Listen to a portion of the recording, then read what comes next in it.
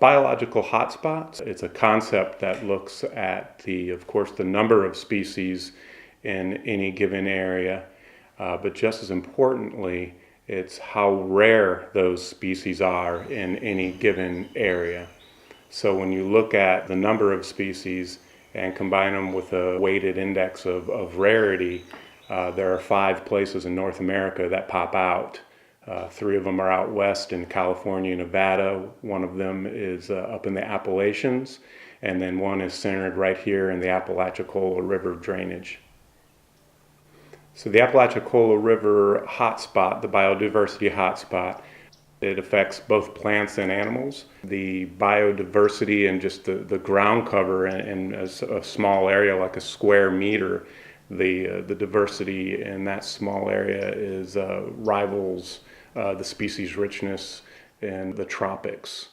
The longleaf pine habitat provides the neighborhood for species like the gopher tortoise and the red-cockaded woodpecker. It once covered 90 million acres, and due to the fact that the range of longleaf pine has been reduced approximately 95%, yes, it's one of the rarest natural communities in North America. There is currently a robust effort going on. We're about midway through a region-wide restoration plan for longleaf pine. The Nature Conservancy in northern Florida has been working with Torrey State Park for getting close to 10 years now to provide assistance to them with their longleaf restoration and ground cover restoration project that we developed here on the Apalachicola Bluffs and Ravines. My name's Aaron Miller. I'm the park manager at Torrey State Park. Back before, when we were heavy longleaf pine all through the southeast, lightning strikes during the burnt growing season, May and June, July. That's our wildfire season usually during pretty much all of Florida anyway, and Georgia and Alabama, the southeast. You had lightning strikes and they would just burn up thousands and thousands of acres. It helped the reproduction of wiregrass seed and helped the trees clear debris. In the Apalachicola region, the soils are particularly poor, which brings the importance of prescribed fire into focus. As this really diverse community grows, it is constantly recycled by fire every 1 to 3 years. So those very finite, rare nutrients that are in the soil are released, brought back into the ground so new growth can continue to use them. What we've got right here is a little clump of wiregrass. It makes good fuel, allows for our the habitat to really flourish with this wiregrass and just longleaf pine and a few scattered other species.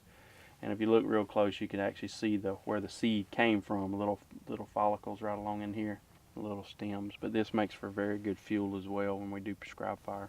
There is other pines like the loblolly pine, you have the sand pine, you have the shortleaf pine, you have several different other pine trees, but none of them are really resilient to fire as well as longleaf is.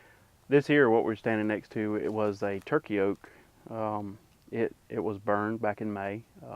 It hasn't had opportunity, a growing season yet to come back. There's one thing about fire, it'll help maintain these trees. It'll keep them, it won't kill them, it'll kill some, but it won't allow them to overtake and be the dominant tree in this area, because they would be very, very, very thick over a short amount of time if they weren't maintained by fire.